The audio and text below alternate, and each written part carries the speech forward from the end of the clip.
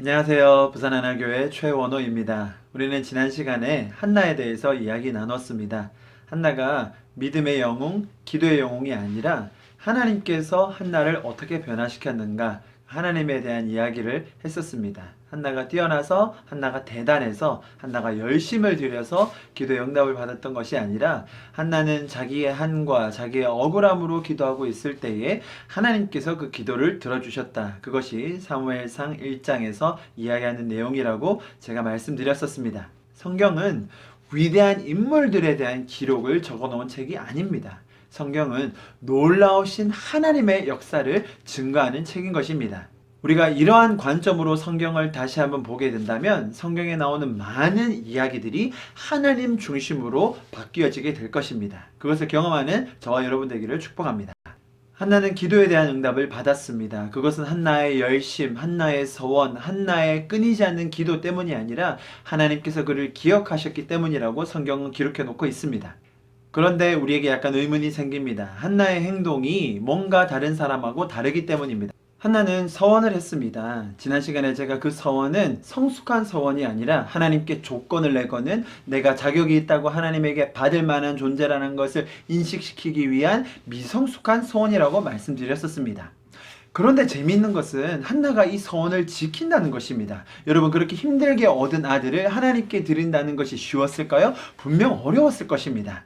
거기에 더해서 사무엘상 2장에 보면 한나의 기도문이 나옵니다. 성경에 다양한 많은 기도문이 나오는데 이 한나의 기도문이 너무나 놀랍습니다. 하나님을 찬양하고 하나님의 성품을 이야기하는 이 한나의 기도문은 너무나 유명한 기도문입니다. 자, 이 두 가지 사실 때문에 우리는 한나의 믿음을 다시 추측하곤 합니다. 한나는 서원을 지키는 사람이었다. 한나의 기도를 봐라. 그가 얼마나 믿음의 여인이었는지를 우리가 이 두 가지를 통해서 확인할 수 있다라고 이야기하는 것이지요. 여러분, 이것은 성경에 나오는 인물에 대한 잘못된 유추입니다. 성경의 인물을 제대로 이해하기 위해서는 우리가 반대로 가야 합니다.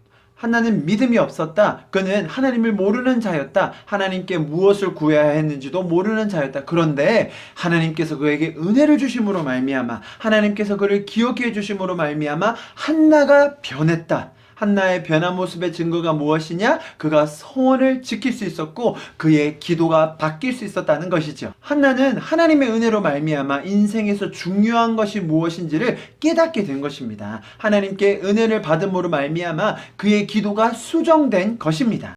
다시 말씀드립니다. 성경은 위대한 인물들에 대한 기록을 적어 놓은 책이 아니라 놀라우신 하나님의 역사를 이야기하고 있는 책인 것입니다.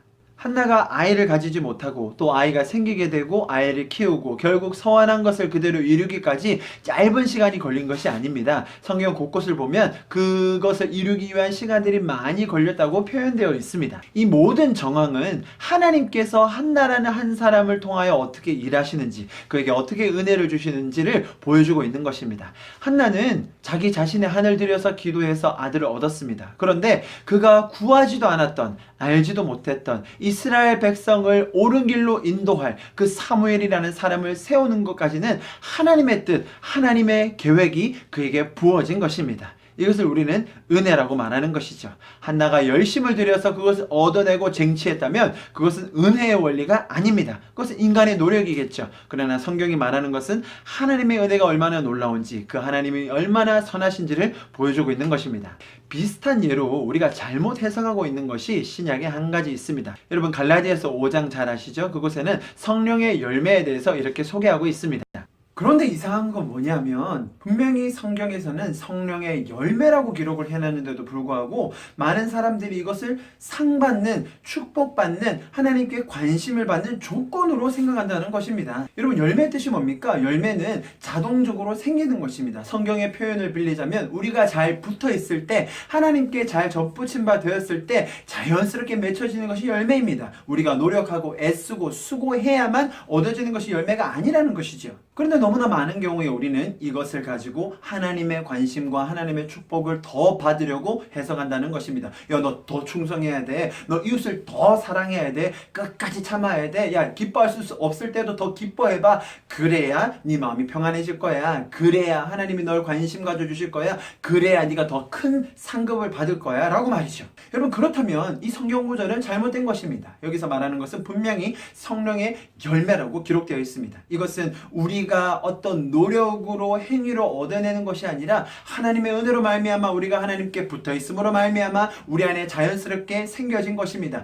그래서 우리가 성령의 열매를 가지고 자랑할 필요가 없습니다. 성령의 열매가 없다고 해서 그것을 지적하고 비판할 필요가 없습니다. 하나님 안에 머무는 사람이 자동적으로 만들어지고 그것을 감격할 수 있는 것이 바로 성령의 열매인 것입니다. 여러분, 사무엘상과 제가 지금 갈라디아서를 가지고 이야기하고 있는데 동일한 원리입니다. 성경은 항상 하나님께서 먼저 나타나시고 먼저 약속하시고 먼저 은혜를 주십니다. 그것으로 인하여 변화된 사람이 우리 안에 생긴 그 성령의 열매들로 말미암아 기뻐할 수 있다. 이것이 바로 성경의 메시지인 것이지요. 여러분, 성경은 너무나 놀라운 책입니다. 성경은 얼마나 하나님이 놀라우신 분이신지를 우리에게 너무나 자세하게 알려주고 있습니다. 우리가 성경의 이야기를 더 많이 알수록 우리는 하나님에 대해서 더 알게 되고 그 하나님의 은혜로 우리가 변화되는 것을 경험하게 됩니다. 하나님께서는 저와 여러분 같은 사람들도 은혜를 주심으로 말미암아 한나가 변화했던 것처럼 갈라디아서 말하는 그 성령의 열매들이 우리 안에 맺혀지기를 원하시고 그렇게 이루어 주실 것입니다. 그 하나님과 동행하며 그 하나님을 더 알아가는 축복을 누리시는 여러분 되시기를 간절히 축복합니다. 감사합니다.